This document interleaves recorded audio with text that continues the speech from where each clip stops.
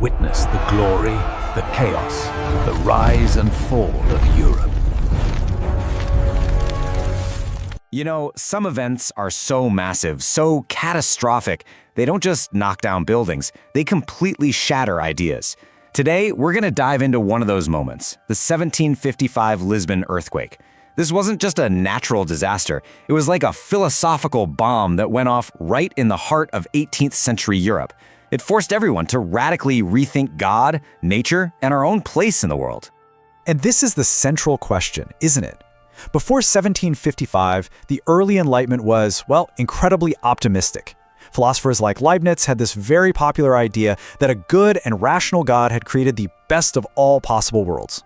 It was a comforting thought, right?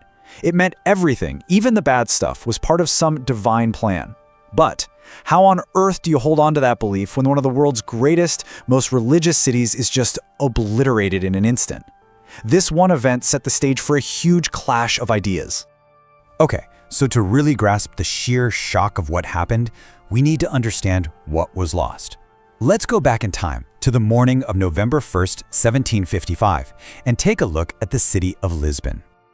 So let's paint a picture here. Lisbon wasn't just another city. It was a jewel, one of the richest and most spectacular cities on the planet. This was the vibrant heart of a massive Portuguese empire that stretched all the way from Brazil to India.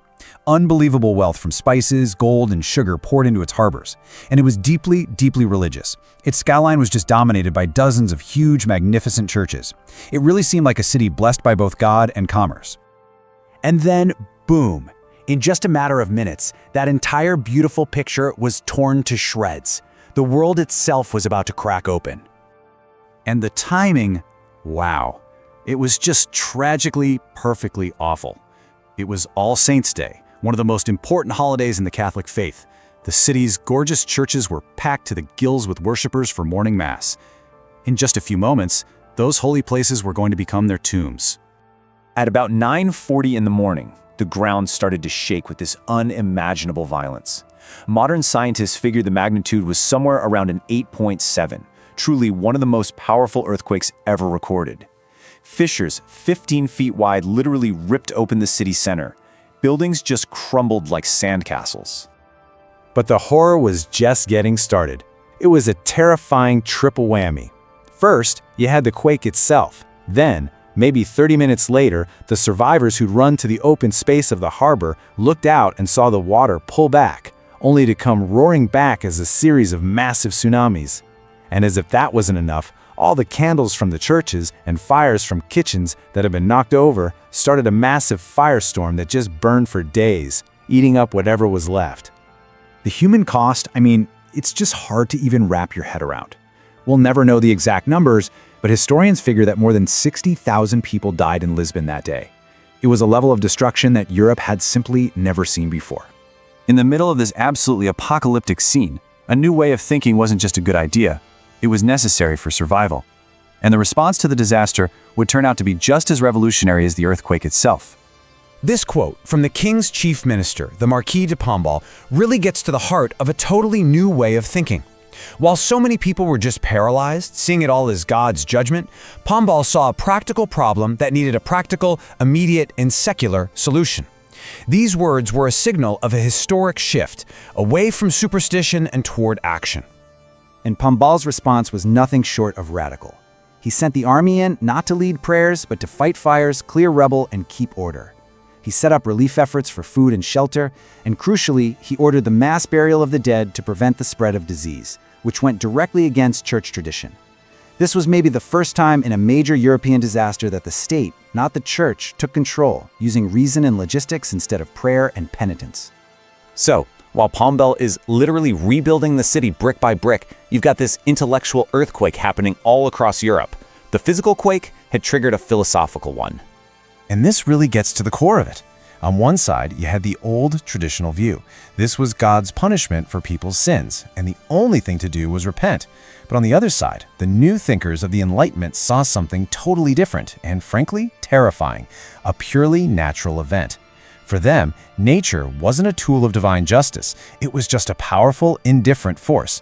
It wasn't about sin, it was about geology. And if that's true, well, that brings up some really tough questions about the role of a benevolent God and whether the world is a perfect design or just a place where random, terrible things happen.